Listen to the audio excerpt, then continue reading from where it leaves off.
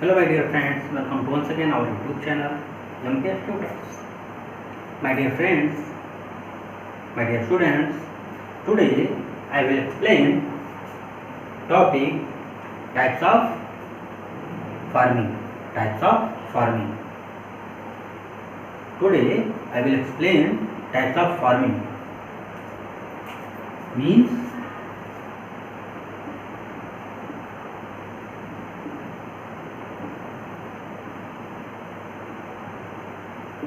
types of farming.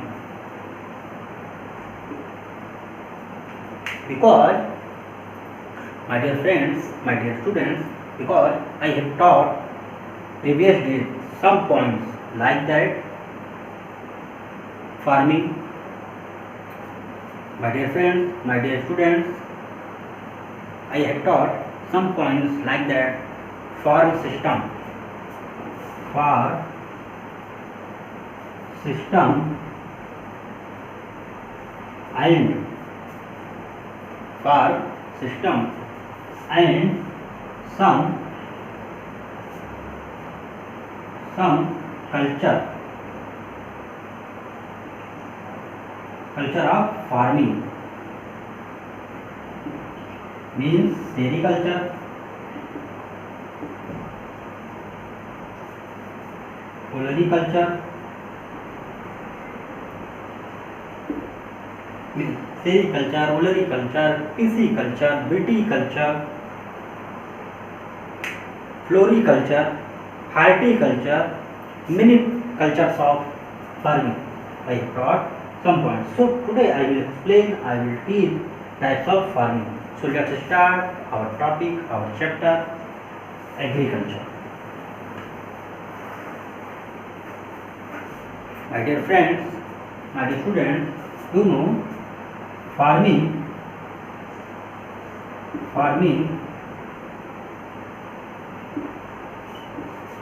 is a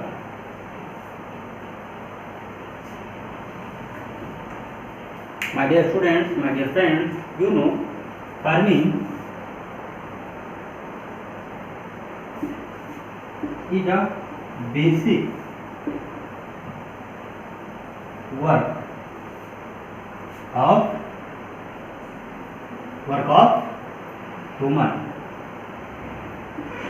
आपको पता है कि जो फार्मिंग है, जो खेती है, ये एक बेसिक वर्क है. एक प्रकार से देखा जाए तो ये हमारी लाइफ में, हमारी दिनचर्या का देखा जाए तो एक प्रकार से आधारभूत कार्य होता है कि हमारी जो अर्थ पर कितने भी चाहे एंशियंट टाइम से देख लिया जाए, जो अर्ली ह्यूमंस थे उन्होंने भी खेती करना शुरू किया. तो ये खेती इस समय अगर देखा जाए तो ये बेसिक वर्क हो गया. ठीक है, वर्क के बाद, खेती के बाद व्यक्ति ने, यानी हमारे जो ह्यूमन बीइंग्स हैं, इन्होंने थोड़ी सी टाइप्स को बदला और अलग अलग प्रकार से सेरिकल्चर, ओलेरिकल्चर, फ्लोरिकल्चर, हार्टिकल्चर, है ना. ये समझना आपको इसके जो आपका इस चैप्टर का पहला जो सेशन था उस सेशन में आपको पढ़ा चुका हूँ ऑलरेडी.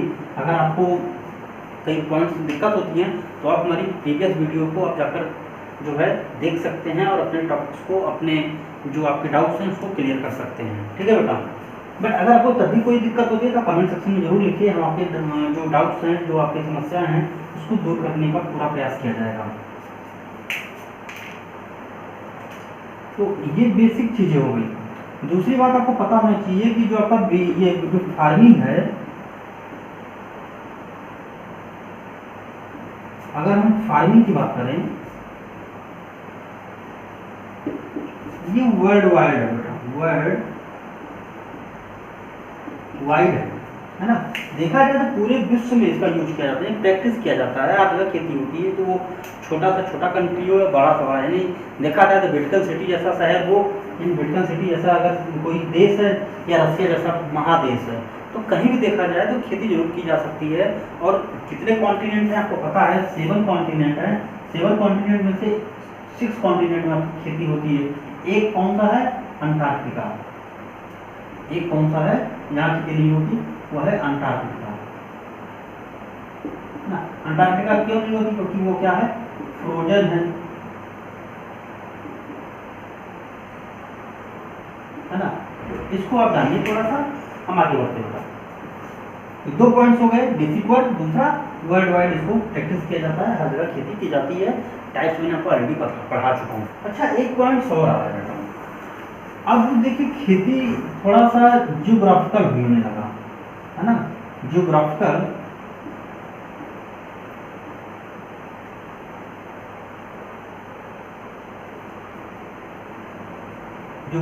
बेस भी हो गया था। देखा जाए तो सारी जो क्रॉप्स होती हैं हर जगह नहीं उगाई जाती हैं, है ना। जैसे राइस को क्या चाहिए, राइस को ज़्यादातर क्या चाहिए बेटा, वाटर चाहिए, और टेम्परेचर क्या हो, हाई हो। और वीट के लिए क्या होना चाहिए, टेम्परेचर लो होना चाहिए, बोते समय वो राइस की तुलना में पानी भी कम चाहिए। लेकिन अगर जब फसल पकने लगे, जब हार्वेस्टिंग का समय आए, तो टेम्परेचर हाई चाहिए। तो हर जगह खेती जो है सेम क्रॉप्स की नहीं हो सकती। जैसे आप देख लीजिए जाए, जो आपके एप्पल होते हैं, एप्पल ज़्यादातर माउंटेनियर इलाकों में होते हैं, हर जगह नहीं उगाया जाता है ना। तो सेम ज्योग्राफिकल बेस भी क्या होने लगा है, एग्रीकल्चर होने लगा है। ज्योग्राफिकल बेस पर एग्रीकल्चर होने लगा है, ठीक है। ये आप थोड़ा सा जानिए। दूसरा आपको क्या होना चाहिए, साइंटिफिक तरीके से भी खेती होने लगी, पेस्टिसाइड यूज करने लगे, है ना, लोगों ने मशीनरी यूज करने लगे, है ना। तो इस प्रकार खेती में देखा जाए तो आज मॉडर्नाइजेशन आ गया एग्रीकल्चर में। क्या आ गया, एग्रीकल्चर चेंज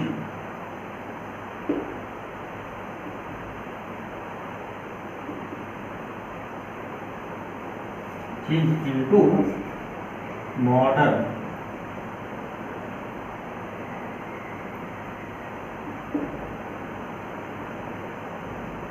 अब इसको हम कहें तो ट्रेडिशनल भी कर सकते हैं ना, ट्रेडिशनल एग्रीकल्चर,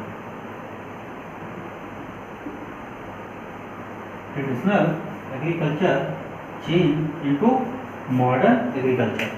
तो आज मॉडर्न एग्रीकल्चर में आ गया। पहले लोग प्लफ का यूज करते थे, प्लफ यानी बैल का यूज करते थे, बैल से खेतों की जुताई करते थे। बट इस समय क्या होने लगा है, कल्टीवेटर आया, कल्टीवेटर से रोटावेटर आया, यानी देखा जाए टेक्नोलॉजी का उपयोग करने लगे हैं। पहले जो है सीड जो यूज करते थे वो परंपरागत सीड यूज करते थे।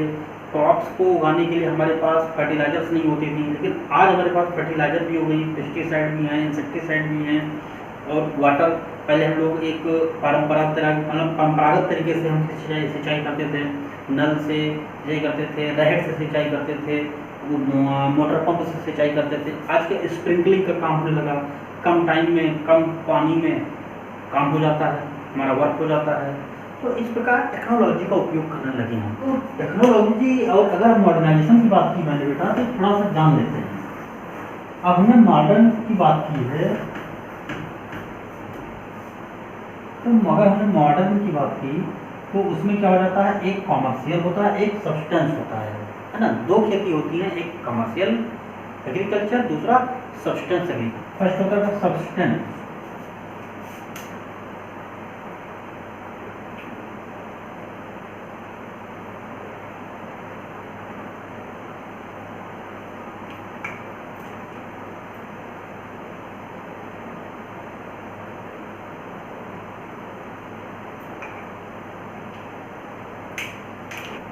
सब्सटेंस।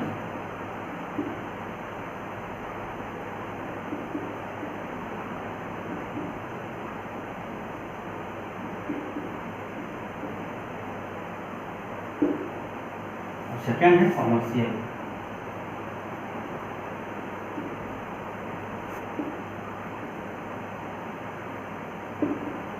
कमर्शियल फार्मिंग, तो मतलब देखा जाए तो टाइप्स ऑफ फार्मिंग में दो फार्मिंग मोस्ट हैं, एक सब्सटेंस फार्मिंग है और दूसरा कमर्शियल। इसको देखा जाए तो व्यावसायिक खेती हो जाती है, और सब्सटेंस यानी जो हम लोग परंपरागत तरीके से जो खेती करते हैं, जिसकी जितनी नीड होती है ना, उसके आधार पर खेती की जाती है। तो और जो ये परंपरागत हो गई, और जो ये आपका कमर्शियल हो गया, व्यावसायिक हो गया, है ना। या इसको हम एक प्रकार से शॉर्ट फॉर्म में अगर हम बात करें तो जो हम लोग डेली यूज करते हैं, यानी खाद्यान्न इसमें भी आती हैं, लेकिन इसका उपयोग क्योंकि खेत कम होते हैं लोगों के पास। इंडिया की अगर मैं बात करूँ, इंडिया के संदर्भ में बात करूँ, भारत के संदर्भ में बात करूँ, तो लोगों के पास खेत छोटे होते हैं, तो ज़्यादातर वो लोग जो है कंबाइंड मतलब खेती नहीं करते, इंडिविजुअल करते हैं। अगर देखा जाए जैसे हम और आप खेती करते हैं तो कोई एक ही टाइम पे एक ही सीजन में कोई राइस बो रहा होता है, कोई वीट बो रहा होता है, कोई पोटैटो, कोई शुगर केन, यानी स्वीट पोटैटो, यानी अलग अलग तरह की खेतियाँ की जाती हैं। लेकिन जो कमर्शियल फार्मिंग होती है इसमें बहुत सारे जो फार्मर होते हैं या फिर एक ही क्रॉप्स बहुत सारी हेक्टेयर्स में, पता चले 100 बीघे या 100 हेक्टेयर 200 हेक्टेयर कि देखा जाए तो एक लॉन्ग टर्म पे लॉन्ग वे में जो है इसकी खेती की जाती है। एक ही क्रॉप, जिधर आप नज़र दौड़ाएंगे, जिधर आप अपनी फेस को करेंगे उधर एक ही क्रॉप आपको नजर आएगी, वही कहलाती है कमर्शियल फार्मिंग, व्यावसायिक खेती हो जाती है व्यवसाय के तौर पर। और यहाँ क्या होता है कि डेली यूज होती है, किसी को गेहूँ की जरूरत है, वीट की जरूरत है, किसी को राइस की है, किसी को पल्सेस की नीड है, किसी को स्वीट पोटैटो की, किसी को पोटैटो की, तो इसके आधार पर खेती की जाती है। तो कहने का मतलब सीधा सा सिंपल सा बात है कि ये जो है जो सब्सटेंस फार्मिंग होती है ये हमारी डेली यूज के लिए होते हैं। कमर्शियल फार्मिंग भी व्यवसायिक तौर पर होते हैं, बहुत सारे लोग मिलकर खेती करते हैं और इसको पर्टिकुलर एक या दो लोग अलग अलग नीड के हिसाब से खेती की जाती है। ठीक है, तो हमारे यहाँ इंडिया में ज़्यादातर सब्सटेंस फार्मिंग की जाती है, बट अगर हम यूएस की बात करें तो यूएस में कमर्शियल फार्मिंग की जाती है। अगर वहाँ वीट बोया जाएगा तो पता चलेगा कि वीट की क्रॉप आपको 100 बीघे में एक साथ ही नजर आएगी। और यहाँ पे हम लोगों के यहाँ इंडिया में देखिए क्या होता है कि एक ही नजर जिधर भी आप फेस करेंगे उधर पता चला कोई वीट उगा रहा है तो कोई शुगर केन उगा रहा है, तो कोई मस्टर्ड उगा रहा है, तो कोई अदर क्रॉप्स उगा रहे हैं। इस प्रकार अलग अलग तरह की क्रॉप्स उगाई जाती हैं। हम आगे बढ़ते हैं।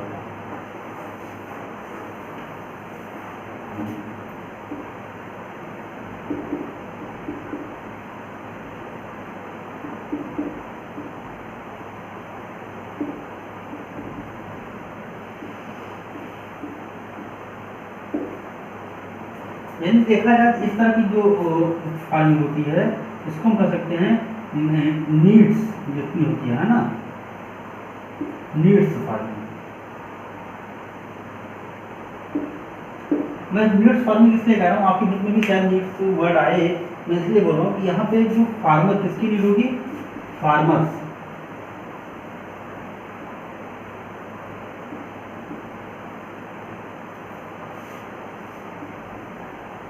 फार्मर्स फैमिली नीड है ना।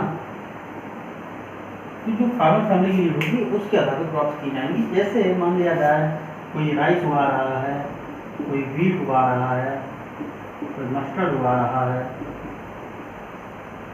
कोई ग्राम उगा रहा है, कोई शुगर केन,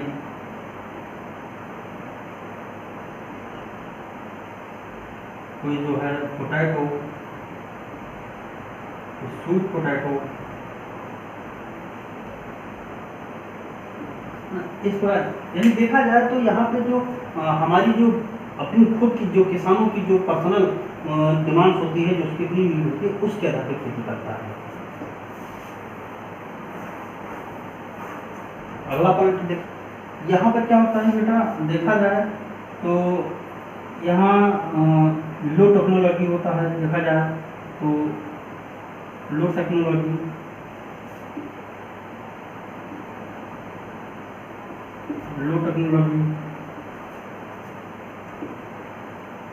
उसके बाद देखा जाए तो पुअर सीड, ट्रेडिशनल एग्रीकल्चर,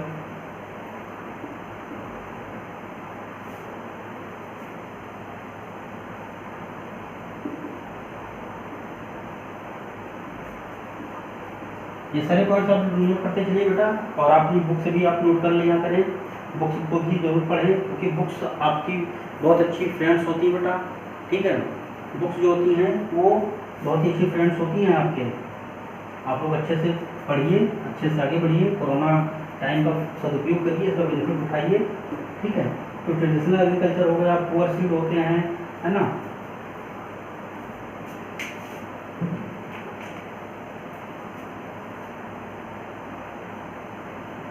कहाँ देखते हैं बेटा, नो फर्टिलाइजर,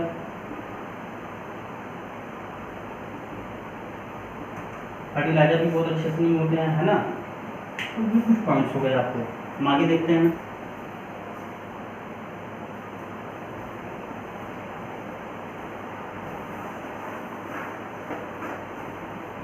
अब देखते हैं इसी में जो है सब्सटेंस में भी आता है इंटेंसिव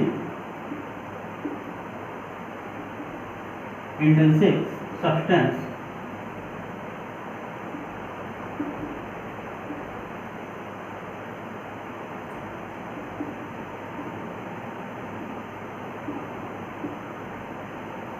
है ना, इंटेंसिव सब्सटेंस। इसमें क्या होता है बेटा, इसमें सबसे बड़ी बात होता है कि जो खेत होते हैं क्या होती है, स्मॉल प्लॉट होता है ना, स्मॉल प्लॉट होता है। उसके बाद क्या होते हैं इसमें और भी क्या बेनिफिट्स होते हैं देखते हैं। यहाँ पर simple tool,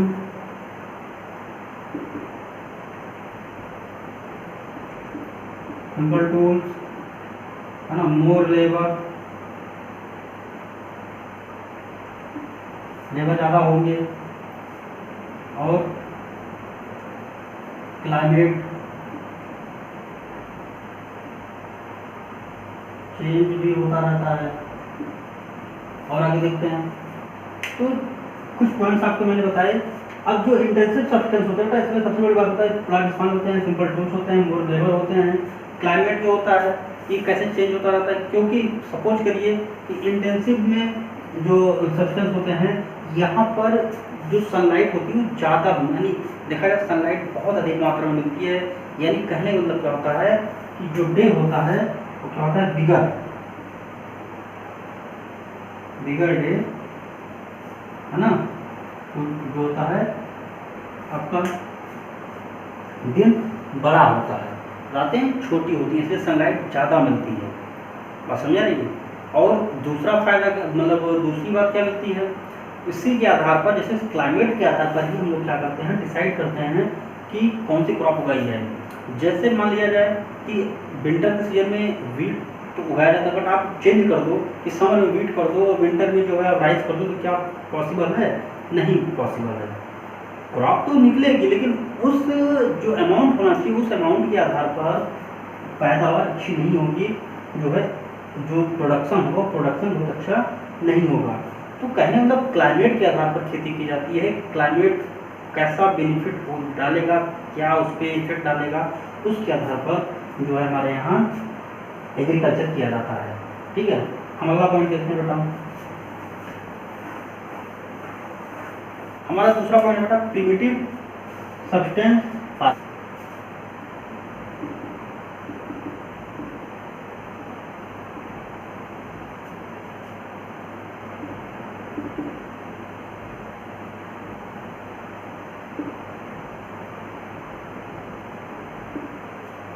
primitive substance agriculture, है ना, तो इसके बारे में हम जानेंगे। देखिए प्रिमिटिव में जो है हम दो चीज़ें करते हैं, यूज करेंगे। एक उसमें इंक्लूड करेंगे हम शिफ्टिंग एग्रीकल्चर,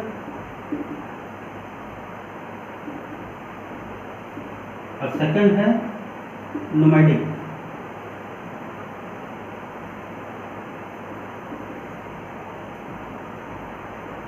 अब आप शिफ्टिंग जान ही रहे हैं, है ना, किसी भी चीज को शिफ्ट करना, है ना, देखा जाए तो डिफॉरेस्टेशन,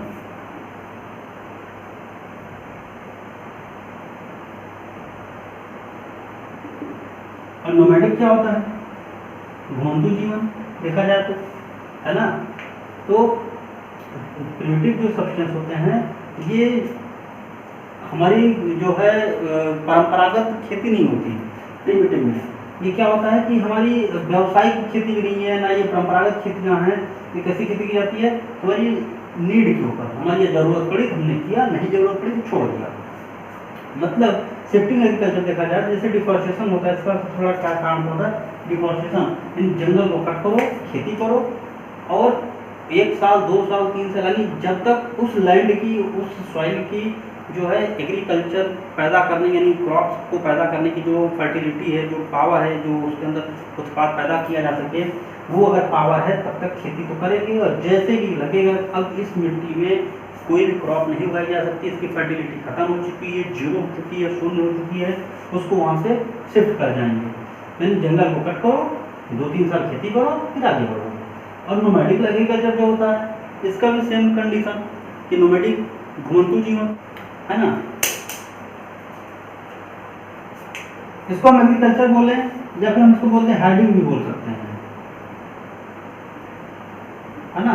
नोमैडिक हार्डिंग देखा जाए तो आपने बहुत सारे लोगों को देखा होगा अपने गाँव के आसपास कि जब कोई सीजन आता है तो कुछ लोग जो है आ जाते हैं, बाहर के लोग रहते हैं कुछ एनिमल्स के साथ, या अपना घर तंबू बना लेते हैं, झोपड़ी बना लेते हैं, और उसके बाद वहीं पर रहते हैं 1 मंथ 2 मंथ 3 मंथ, कुछ समय बाद फिर वहाँ से शिफ्ट कर जाते हैं, कहीं और चले जाते हैं। ये नोमैडिक लाइफ होती है ना।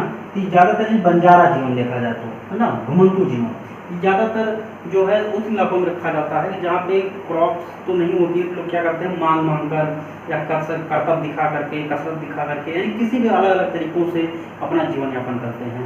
तो प्रिमिटिव जो है सब्सटेंस हो गए 2 प्रकार की, एक शिफ्टिंग और एग्रीकल्चर, और दूसरा नोमैडिक हार्डिंग। ठीक है, हम थोड़ा सा आपको बताना चाहेंगे कि जो आपका शिफ्टिंग एग्रीकल्चर है बेटा, देखिए अब शिफ्टिंग में जान लेते हैं। शिफ्टिंग एग्रीकल्चर अगर देखा जाए इंडिया के संदर्भ में बात करें तो ज़्यादातर क्या होता है नॉर्थ ईस्ट इलाकों में, नॉर्थ ईस्ट स्टेट में, है ना, नॉर्थ ईस्ट स्टेट में, जैसे कौन कौन से, आसाम, मेघालय,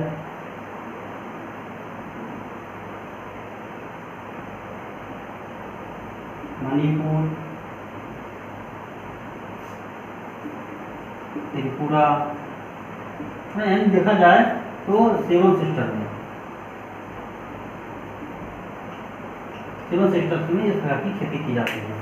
तो ये कुछ पॉइंट्स हो गए बेटा। अब हम आज का टॉपिक यही फिनिश करते हैं बेटा।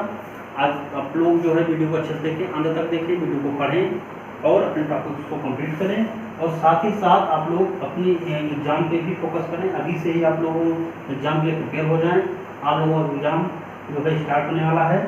और रही बात प्रिमिटिव सब्सटेंस यानी शिफ्टिंग एग्रीकल्चर और नोमैडिक हार्डिंग की, इसके बारे में हम अगले टॉपिक पे एंड मीन्स अगले टर्म पर, नेक्स्ट टर्म पर हम डिस्कस करेंगे। तब तक बेटा थैंक यू सो मच। आप लोग पढ़ते रहिए, स्वस्थ रहिए, मस्त रहिए, और वीडियो को लाइक, शेयर और कमेंट करना ना भूलें। कमेंट जरूर करें। Thank you so much.